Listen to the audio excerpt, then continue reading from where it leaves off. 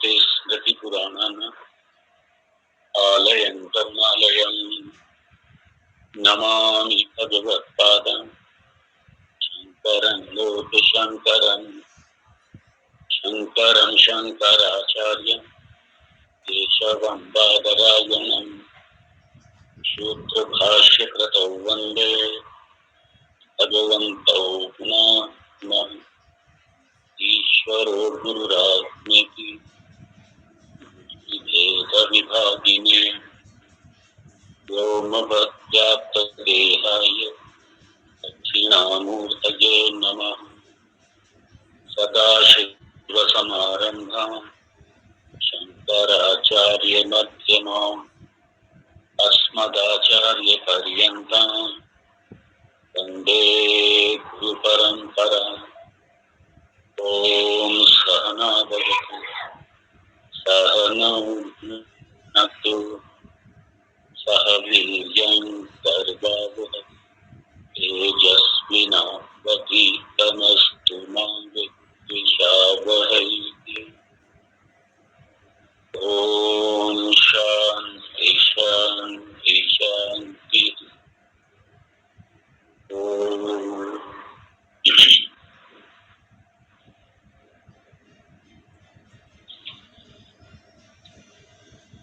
अखण्डं सच्चिदानन्दम् अवाङ्मनसगोचरम् आत्मानम् अखिलाधारम् आश्रये अभीष्टसिद्धये। 35 पैराग्राफ 35वां। एतेषां स्थूल सूक्ष्म कारण प्रपञ्चानाम् अपि एको महान् प्रपञ्चो भवति। यथा अवान्तरवनानां समष्टिः एकः महद्वनं भवति, यथा वा अवान्तरजलाशयानां समष्टिः एको महान् जलाशयः। एतत् उपहितं वैश्वानरादीश्वर पर्यन्तं चैतन्यम् अपि अवान्तरवनावत् छिन्न आकाशवत् अवान्तर जलाशयगत प्रतिबिंब आकाशवच्च एकम् एव।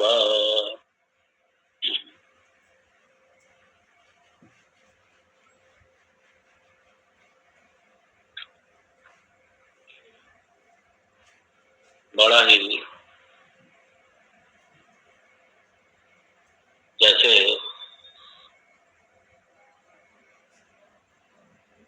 माँ बच्चे को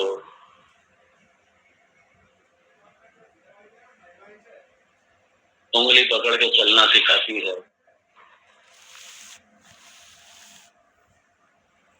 उसका हर कार्य उसे सिखाती है करना, उसे अपने पैरों पे खड़े करती है। यही भाव गुरुदेव का होता है।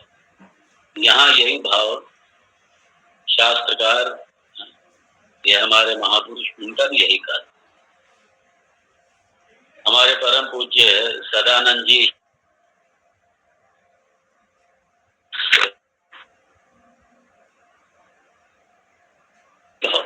रचना, गुरु का भाव यही रहता है।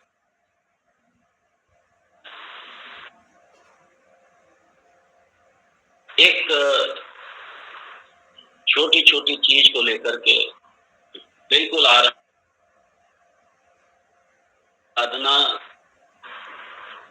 के बिल्कुल एक ही सीधी से एकदम आरंभ से लेकर के और उसके बाद में आम ब्रह्मास्मि तक ले जाना, यह अध्यात्म साधना है।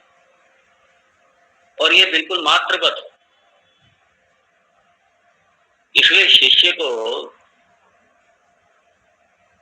पहली बात तो स्वीकार करना, ये बहुत बड़ी बात है। और उसके बाद में शिष्य को स्वीकार करने के बाद उसका पूरा मार्गदर्शन करना। अज्ञान की निवृत्ति खाली कहने मात्र से अज्ञान की निवृत्ति नहीं हो जाती, गुरु को झोंकना पड़ता है।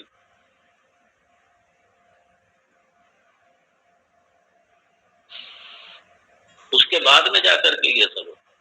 तो एक मात्रवत श्रुति, ये शास्त्र भी क्या है, ये मात्रवत, ये भी धीरे धीरे आगे बढ़ते हुए और अपने आप नहीं, गुरु मुखार। ये शास्त्रकार हमारे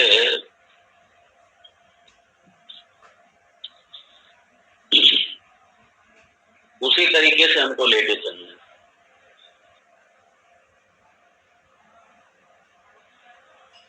तो जब हम ये कहते हैं महान प्रपंच, तो महान प्रपंच में ये सारा स्थूल प्रपंच, सूक्ष्म प्रपंच, कारण प्रपंच, ये सबका योग, ये बना महाप्रपंच। और तो जैसे स्थूल, सूक्ष्म और कारण शरीर उपाहित चैतन्य है, जैसे स्थूल, सूक्ष्म, कारण प्रपंच उपाहित चैतन्य है, अर्थात जैसे व्यष्टि चैतन्य है, व्यष्टि सूक्ष्म, स्थूल, सूक्ष्म और कारण उपाहित चैतन्य है, ऐसे समष्टि स्थूल, सूक्ष्म, कारण उपाहित चैतन्य। तो और ये सबका मिला करके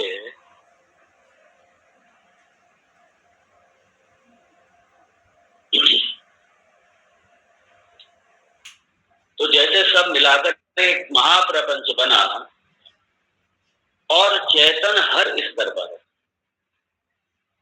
स्थूल प्रपंच उपाहित चैतन्य है, सूक्ष्म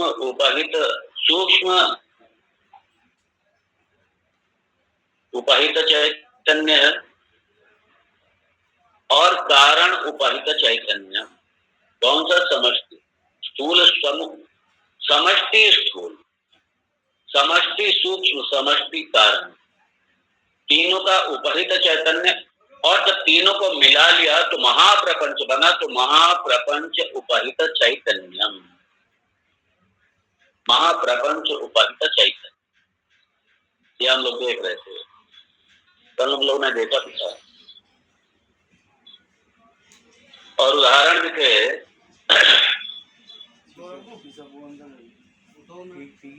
तो ये जो चैतन्य है, ये तीनों प्रकार की सृष्टियां, स्थूल, सूक्ष्म और कारण, ये तीनों प्रकार की सृष्टियां और इनसे उपाहित होने वाला जो चैतन्य है, यद्यपि अलग अलग स्तर पर वैश्वानर, हिरण्यगर्भ और ईश्वर कहा जाए,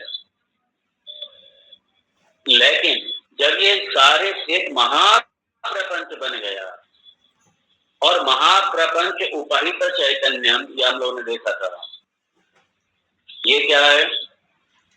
ये भी एक ही चैतन्य है। अर्थात जो वैश्वानर है वही ब्रह्म है, जो हिरण्यगर्भ है वो भी ब्रह्म ही है, या दूसरे शब्दों में कहे ब्रह्म ही वैश्वानर हो गया, ब्रह्म ही हिरण्यगर्भ और ब्रह्म ही ईश्वर हो गया। ईश्वर ऐसे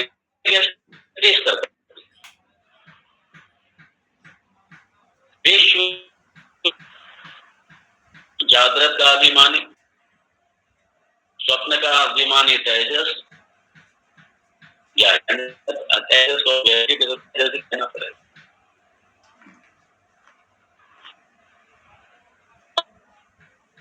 निद्रा का कारक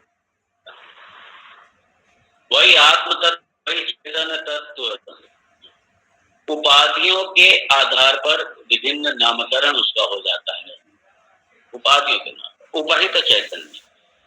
लेकिन चेतन अलग अलग नहीं।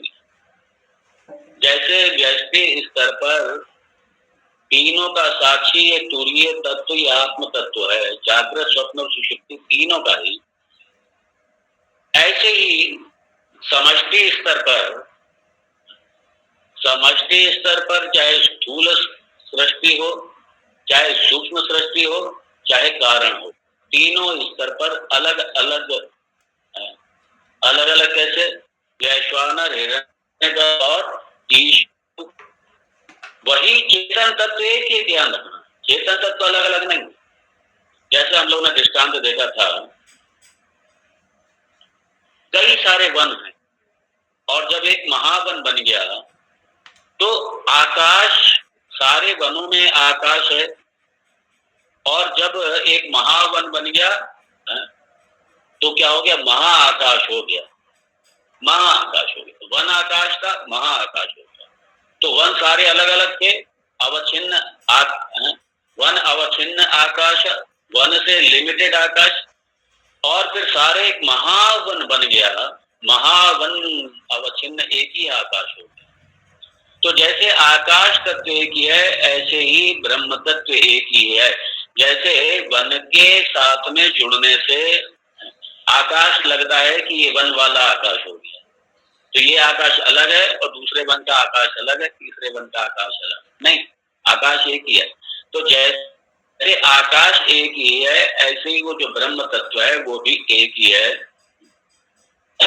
वो स्थूल, सूक्ष्म और कारण प्रपंच में जो अवच्छिन्न चैतन्य है, वही चैतन्य महाप्रपंच अवच्छिन्न चैतन्य भी है, और महाप्रपंच अवच्छिन्न चैतन्य के साथ में उसका अधिष्ठान होने से वो अनवच्छिन्न चैतन्य भी, ध्यान रखो, अर्थात लिमिटेड नहीं है, वो लिमिटलेस है। उपाधियों के द्वारा हमें लगता है छोटा हो गया, जैसे एक मटका है, मटके में ये घटा आकाश कह दिया, एक पात्र है छोटा सा कोई हाथ में, अब उसके अंदर आकाश है, तो अब क्या करें, घटा आकाश। ये घटा आकाश जो छोटा दिखाई दे रहा है वो घट उपाधि की वजह से छोटा दिखाई दे रहा है, तो वो घट अवच्छिन्न है आकाश, घट से क्या, घट से सीमित हो गया, वो घट अवच्छिन्न चैतन्य हो, आकाश हो गया वो। ऐसे ही आकाश प्रतीत होता है छोटा सा, लेकिन वो एक ही आकाश है। इस घट की उपाधि को हटाओ तो ऐसे ही सारी उपाधियों को हटाओ, सारे जगत को हटाओ, और वो क्या है, निरुपाधिक, वो निरुपाधिक ब्रह्म है, निराकार निरुपाधिक ब्रह्म है, निराकार निरुपाधिक। अब ये हम लोग ने देखा था कल 35वां, आज थोड़ा कनेक्शन देने के लिए आगे बढ़ाया। अब 36वें पैराग्राफ में इसी बात को जो हम लोगों ने कल से कही गई है, इसी बात को इस बात से सर्वं खलु इदं सर्वं खलु ब्रह्म, ये सारा, सर्व मतलब सब कुछ, ये संपूर्ण जगत, सब कुछ जो भी यहाँ दिखाई दे रहा है और जो भी नहीं दिखाई भी दे रहा है, तो सब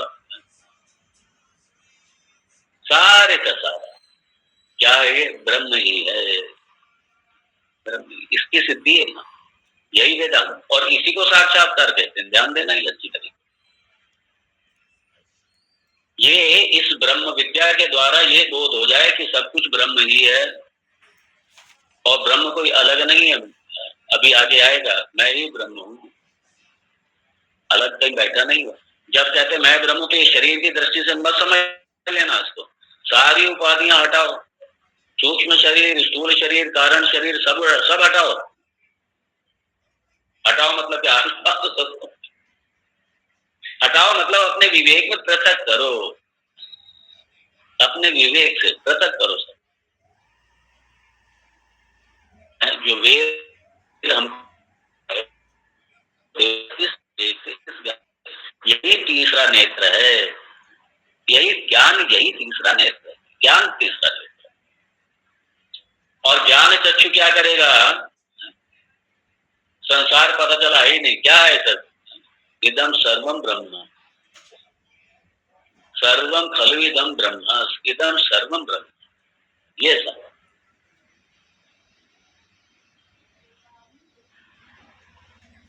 बड़ा ही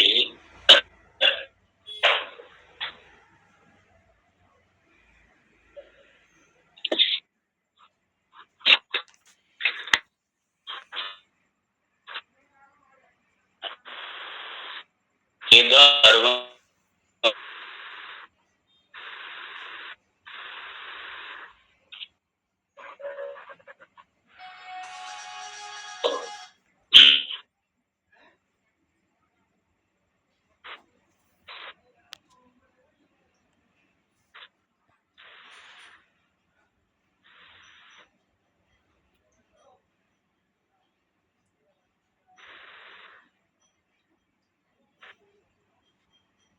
हरिओम महाराज जी, आवाज नहीं आ रही।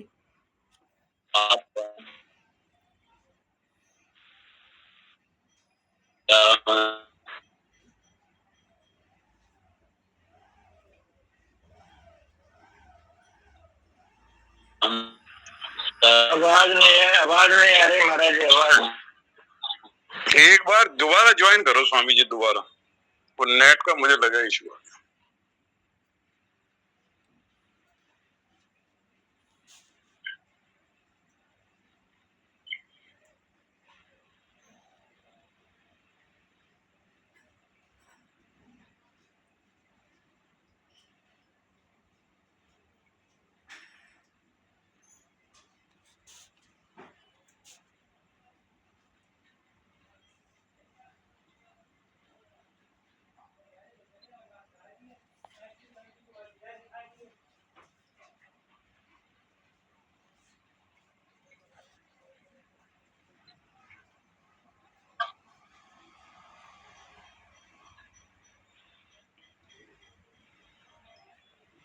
ओम नमो नारायण। आवाज आ रही है?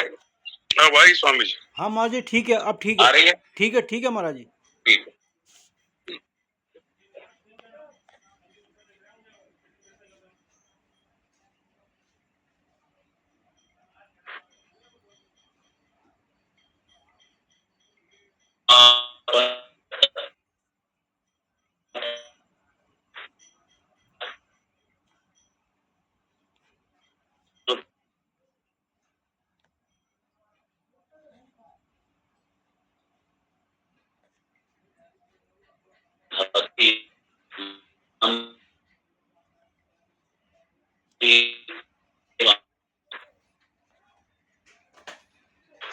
आवाज कट गई, आवाज कट गई स्वामी जी, आवाज। वहाँ नेट इश्यू है, अब शायद वीडियो बंद कर देवे तो हो जावे। वीडियो तो बंद है।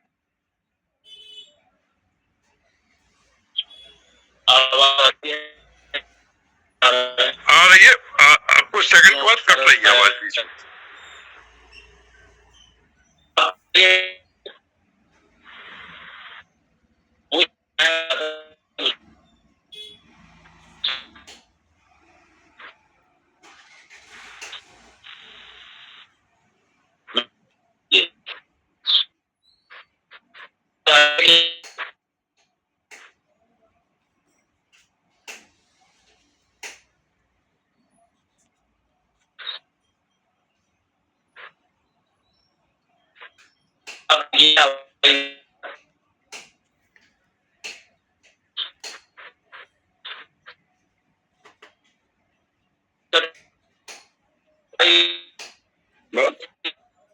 बहुत कट के आ रही है।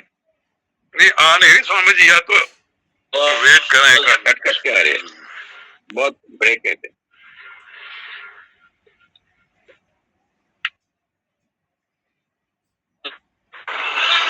यदि दूसरा मोबाइल है